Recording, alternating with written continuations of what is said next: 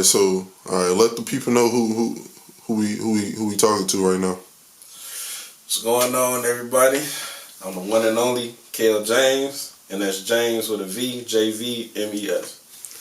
All right, so what age did you start rapping? I started rapping when I was like 12. All right, and then what got you into rapping? What got me into rapping? My pops passed away when I was 12, my 7th grade year, and my mom, she was like trying to take me to like grief counseling and all that other stuff. But when I was in grief counseling, I was the youngest one there. Like it was a bunch of like older women and older guys, and then I couldn't relate to nobody, so I kind of just started writing everything down, and then those thoughts that I was writing down eventually just like turned into raps. So at first they was just documenting your thoughts, or was it like poetry? It was it was me journaling. Okay. Yeah, it was just me journaling my thoughts out.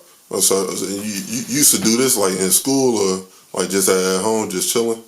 Both. All right. Yeah. So what at what age did you finally start getting into the studio? Like actually making the songs and putting it out on platforms and stuff like that? When I was 14, I had asked my mom for Pro Tools for Christmas, and she got me it was Pro Tools SE, and it came with a USB mic, and that's how I got started. Oh, so what was your first song? Do you still remember it? Yeah. Actually, I do. My first song was called Love, but it was like an acronym. It was LOVE, but it stood for Legs Open Very Easily. Oh my goodness! Yeah, I remember that. It was to the Trickin' Beat by Melage. Yeah. If you remember that song. Yeah. It was basically just a freestyle to that. I think it's still on YouTube too. Really? So wait a minute. So you never take down none of your old content? I mean, yes and no. The only reason why that's still up is because I didn't upload it. Yeah. But yeah, it's still up there. Oh yeah, well, I'm gonna have to put the link to it. Come on, man. I'm gonna find it. Yeah, don't do me like that, man. So how did you get your name? Is that your real name? Yeah. So Kel Jvmes Kel is shortened. It's a shortened version of my first name, and then James is my middle name. Okay.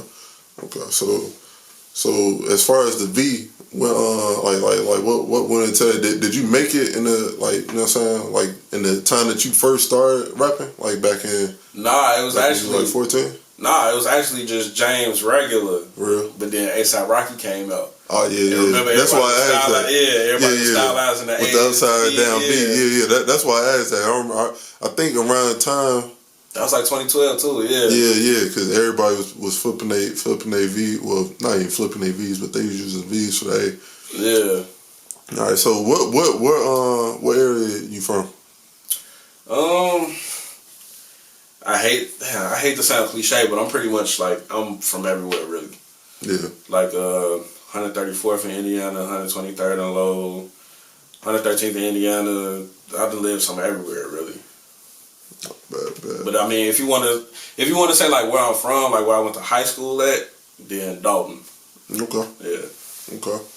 So you went to Thornridge, right? Yeah. So what are some other artists that went to Thornridge that we probably don't know about? Oh nah, y'all do know him. Shout out my boy J-Mo. How about J-Mo? Yeah. Shout out my boy. How did you end up getting a job at Envion Studios? How did that change your trajectory of like where your career was headed, like before and after? I mean, so before everybody like no idea music, but right.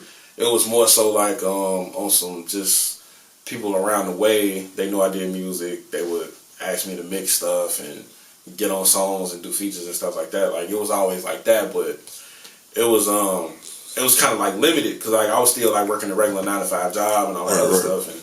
But what ended up happening is I was working at Ford and pandemic hit, so we was on shutdown for a minute because you know they was trying to get the plant together and all the COVID regulations. And so while I was off, I took my unemployment check. I bought me a MacBook. No, I bought an iMac. I bought the desktop Mac. I bought an interface and I bought me a mic. And then I was just like, I'm gonna just try to get back into it. Yeah. So I had a friend named Cody. He had a studio on the west side. And while I was off from work, he was just like, hey, bro, look, if you trying to make some cash, bro, like, I need an engineer up here. I can't just run it by myself. And then that's how I met my homie AJ, too. AJ was mixing up there, too. So during pandemic, that's kind of like where I started really, like, building my name. But it was kind of, like, difficult because it's like a lot of people, they was rocking with me, but I was so far west. Like, I was out west. I'm, like, Pilsen area. Oh, yeah. Yeah, like, they was not trying to come to Pilsen to come see me. Right. Some people did though, and I rock with y'all who did. And then so what ended up happening is the head engineer that was there, he just left unexpectedly, didn't tell nobody, and we was still responsible for the rent. Yeah. Cause like we was like, it was like a space. It was like one of them buildings where it's like you walk in, dispensary in the front, girl doing hair over here, tattoo man right there, and then the studio all the way in the back. Yeah. So it was like one of those, like everything that's doing business in here pays like a certain amount every month for like rent to stay in here. Right. Me and AJ, we kind of had to like pick up the slack for that. But I'll never forget, I had 5 sessions lined up one day, and then the owner called me and was like, hey, look, man, I ain't gonna hold you. Y'all ain't paid the rent. You gotta get up out of here. Like, he was like, you gotta get up out of here. But luckily, my homie Kevo, his uncle had a spot like a couple blocks over. So I just told them 5 sessions, like, hey, look, come over here. So I ended up knocking them 5 sessions out. And then probably like a week later, Ford was like, yeah, I'll come back to work. But then like when I came back to work, it just didn't feel the same no more. Right. I'm like, man, I'm mixing consistently. And then I was just like, it don't feel the same no more. And then what ended up happening is when I was at Ford, my last couple months at Ford, we had a rule: don't look at the clock, because if you look at the clock, the time go back slow. Man. But bro, I will always find myself looking at the clock. But the thing was, when I looked at the clock, I will always see 11:11. I seen 11:11 every day for 90 days. Like, I'm not kidding with you.